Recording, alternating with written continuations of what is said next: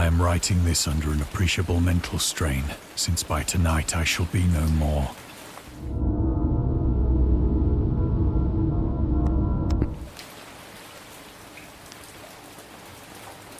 Penniless, and at the end of my supply of the drug which alone makes life endurable, I can bear the torture no longer, and shall cast myself from this garret window into the squalid street below. Do not think from my slavery to morphine that I am a weakling or a degenerate. When you have read these hastily scrawled pages, you may guess, though never fully realize, why it is that I must have forgetfulness or death.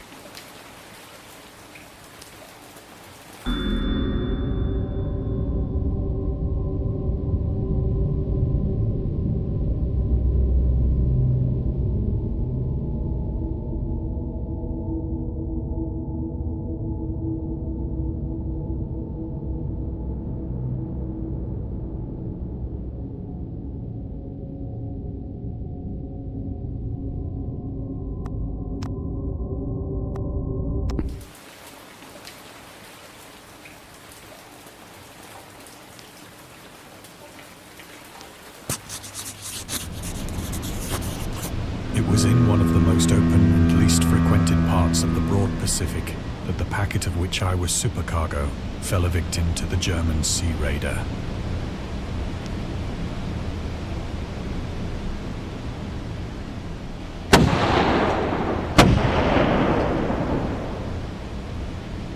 The Great War was then at its very beginning, and the ocean forces of the Hun had not completely sunk to their later degradation, so that our vessel was made a legitimate prize, whilst we of her crew were treated with all the fairness and consideration due us as naval prisoners.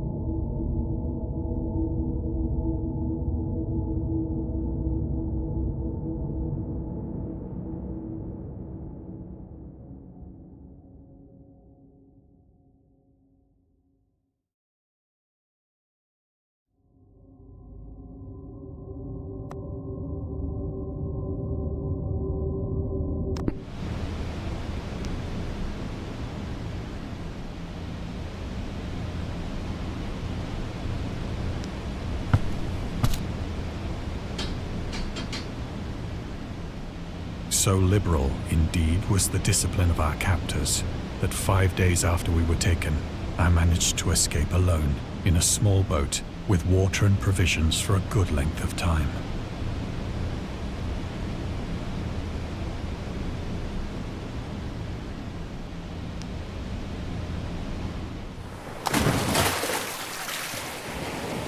When I finally found myself adrift and free, I had but little idea of my surroundings. Never a competent navigator, I could only guess vaguely by the sun and stars that I was somewhat south of the equator. Of the longitude, I knew nothing, and no island or coastline was in sight.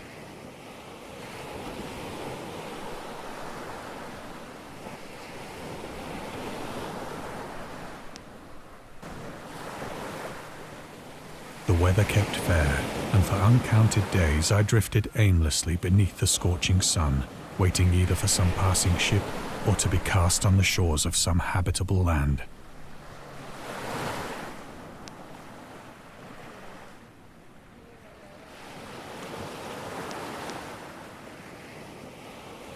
But neither ship nor land appeared, and I began to despair in my solitude upon the heaving vastness of unbroken blue.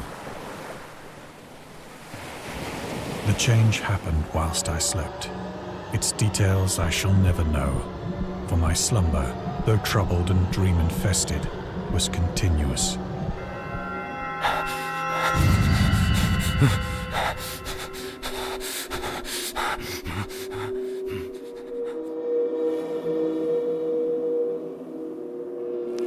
When at last I awoke, it was to discover myself half sucked into a slimy expanse of hellish black mire, which extended about me in monotonous undulations as far as I could see, and in which my boat lay grounded some distance away.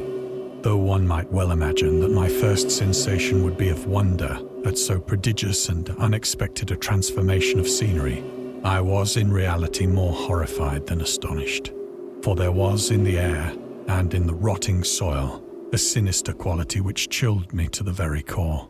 The region was putrid with the carcasses of decaying fish and of other less describable things which I saw protruding from the nasty mud of the unending plain. Perhaps I should not hope to convey in mere words the unutterable hideousness that can dwell in absolute silence and barren immensity. There was nothing within hearing and nothing in sight save a vast reach of black slime. Yet the very completeness of the stillness and the homogeneity of the landscape oppressed me with a nauseating fear. The sun was blazing down from a sky which seemed to me almost black in its cloudless cruelty, as though reflecting the inky marsh beneath my feet.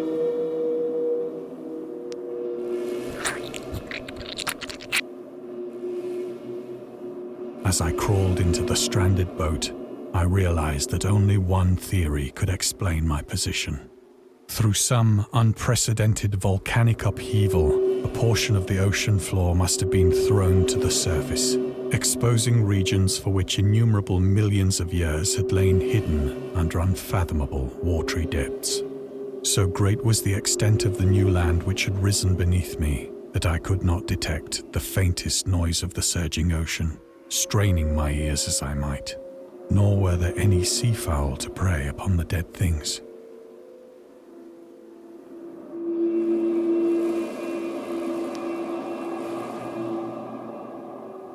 For several hours I sat thinking or brooding in the boat, which lay upon its side and afforded a slight shade as the sun moved across the heavens.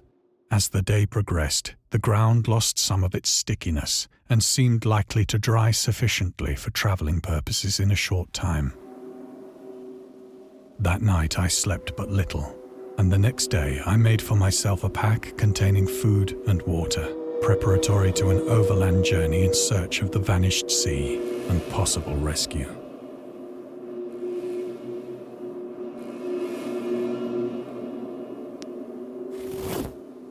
On the third morning, I found the soil dry enough to walk upon with ease. The odor of the fish was maddening, but I was too much concerned with graver things to mind so slight an evil, and set out boldly for an unknown goal.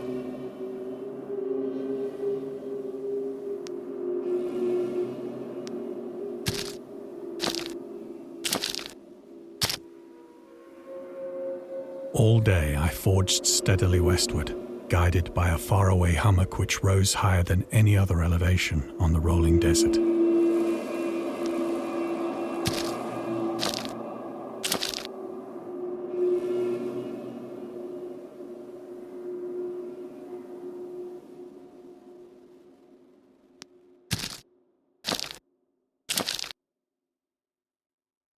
That night I encamped, and on the following day still travelled toward the hummock, though that object seemed scarcely nearer than when I had first espied it.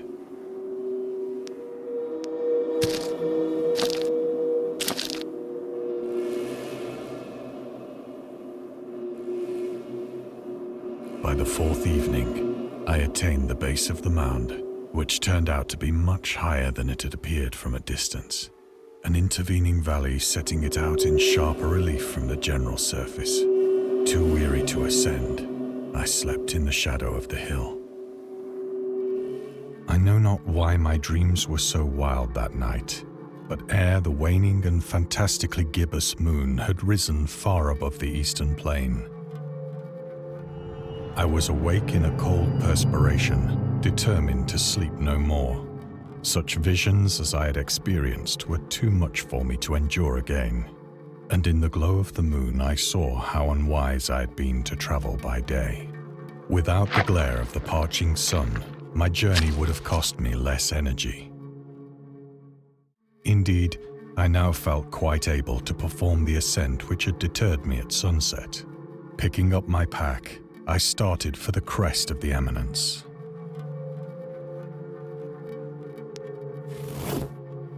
I have said that the unbroken monotony of the rolling plain was a source of vague horror to me, but I think my horror was greater when I gained the summit of the mound and looked down the other side into an immeasurable pit or canyon, whose black recesses the moon had not yet soared high enough to illumine. I felt myself on the edge of the world, peering over the rim into a fathomless chaos of eternal night. Through my terror ran curious reminiscences of Paradise Lost and of Satan's hideous climb through the unfashioned realms of darkness. As the moon climbed higher in the sky, I began to see that the slopes of the valley were not quite so perpendicular as I had imagined. Ledges and outcroppings of rock afforded fairly easy footholds for a descent, whilst after a drop of only a few hundred feet, the declivity became very gradual.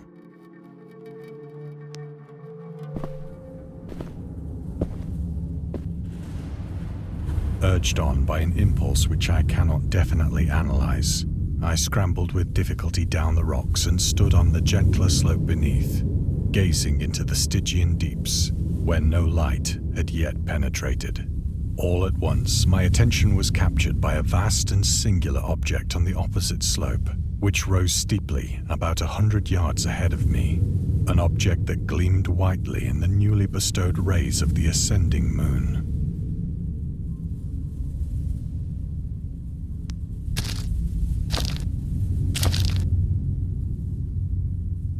That it was merely a gigantic piece of stone, I soon assured myself, but I was conscious of a distinct impression that its contour and position were not altogether the work of nature. A closer scrutiny filled me with sensations I cannot express. For despite its enormous magnitude and its position in an abyss which had yawned at the bottom of the sea since the world was young, I perceived beyond a doubt that the strange object was a well-shaped monolith, whose massive bulk had known the workmanship and perhaps the worship of living and thinking creatures. Dazed and frightened, yet not without a certain thrill of the scientist's or archaeologist's delight, I examined my surroundings more closely.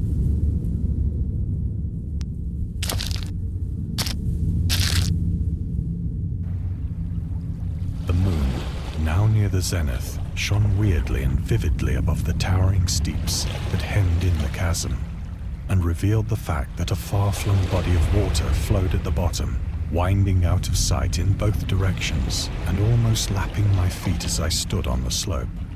Across the chasm, the wavelets washed the base of the cyclopean monolith, on whose surface I could now trace both inscriptions and crude sculptures.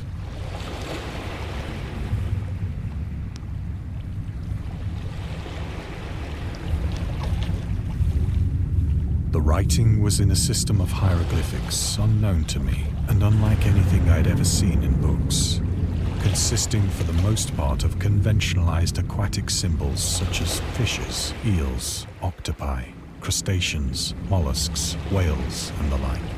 Several characters obviously represented marine things which are unknown to the modern world, but whose decomposing forms I had observed on the ocean-risen plain. It was the pictorial carving, however, that did most to hold me spellbound.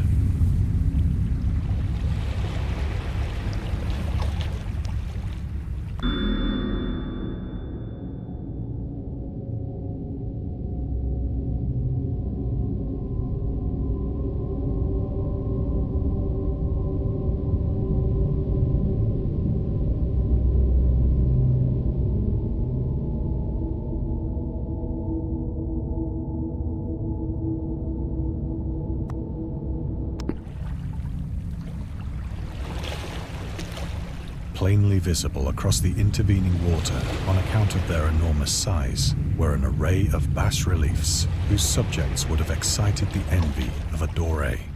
I think that these things were supposed to depict men, at least a certain sort of men. though the creatures were shown disporting like fishes in the waters of some marine grotto, or paying homage at some monolithic shrine which appeared to be under the waves as well. Of their faces and forms I dare not speak in detail, for the mere remembrance makes me grow faint, grotesque beyond the imagination of a Poe or a Bulwer. They were damnably human in general outline, despite webbed hands and feet, shockingly wide and flabby lips, glassy, bulging eyes, and other features less pleasant to recall. Curiously enough, they seemed to have been chiseled badly out of proportion with their scenic background, for one of the creatures was shown in the act of killing a whale, represented as but little larger than himself. I remarked, as I say, their grotesqueness and strange size, but in a moment decided that they were merely the imaginary gods of some primitive fishing or seafaring tribe. Some tribe whose last descendant had perished eras before the first ancestor of the Piltdown or Neanderthal man was born.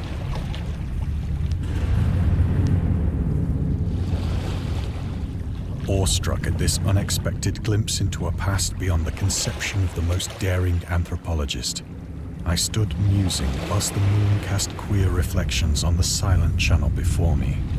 Then, suddenly, I saw it. With only a slight churning to mark its rise to the surface, the thing slid into view above the dark waters. Polyphemus-like and loathsome, it darted like a stupendous monster of nightmares to the monolith, about which it flung its gigantic scaly arms, the while it bowed its hideous head and gave vent to certain measured sounds. I think I went mad then. Of my frantic ascent of the slope and cliff, and of my delirious journey back to the stranded boat, I remember little.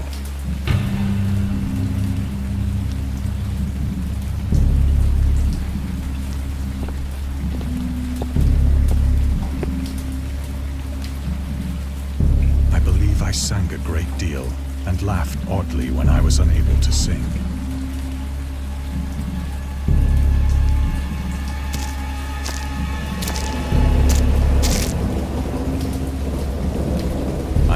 Distinct recollections of a great storm sometime after I reached the boat. At any rate, I know that I heard pearls of thunder and other tones which nature utters only in her wildest moods.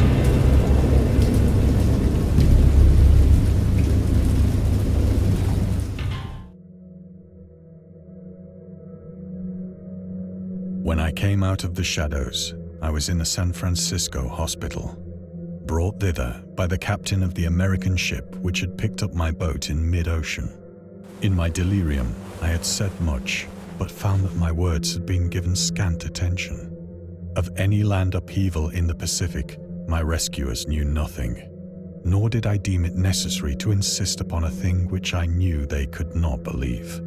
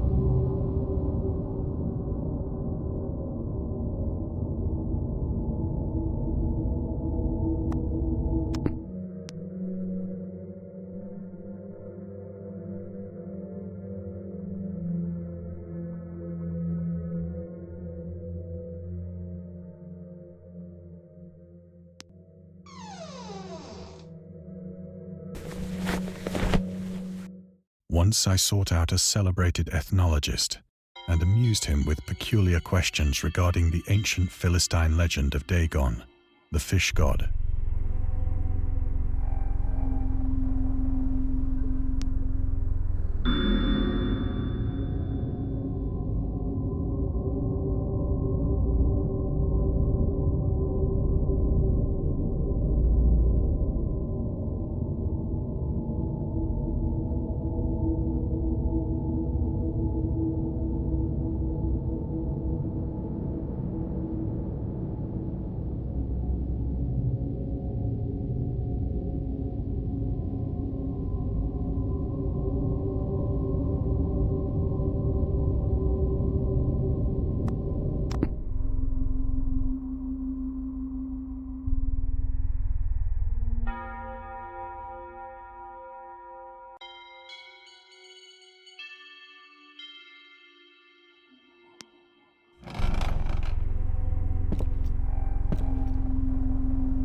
But soon perceiving that he was hopelessly conventional, I did not press my inquiries.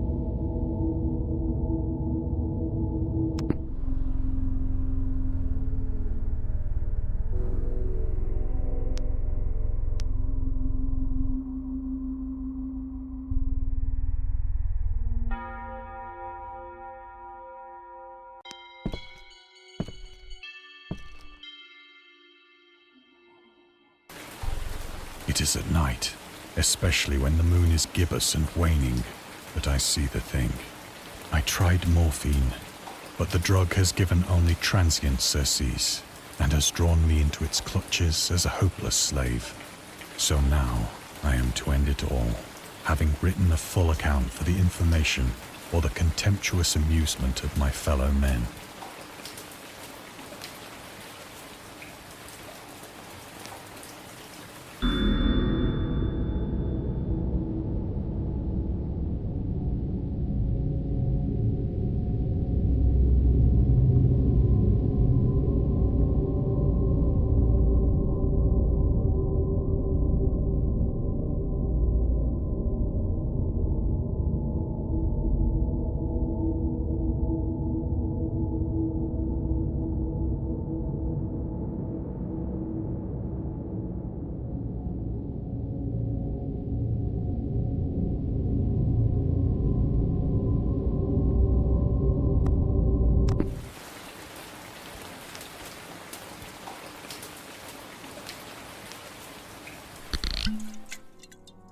Often, I ask myself if it could not all have been a pure phantasm, a mere freak of fever as I lay sun-stricken and raving in the open boat after my escape from the German man-of-war. This I ask myself, but ever does there come before me a hideously vivid vision in reply. I cannot think of the deep sea without shuddering at the nameless things that may at this very moment be crawling and floundering on its slimy bed, worshipping their ancient stone idols and carving their own detestable likenesses on submarine obelisks of water-soaked granite. I dream of a day when they may rise above the billows to drag down into their reeking talons the remnants of puny, war-exhausted mankind. Of a day when the land shall sink and the dark ocean shall ascend amidst universal pandemonium.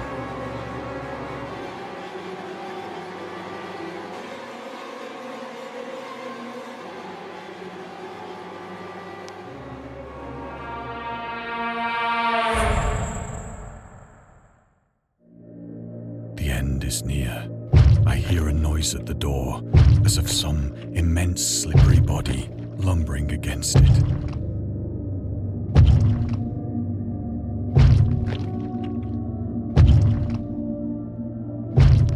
It shall not find me.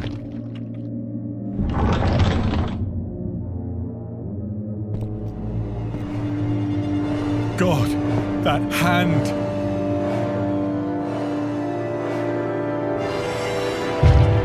The window! The window!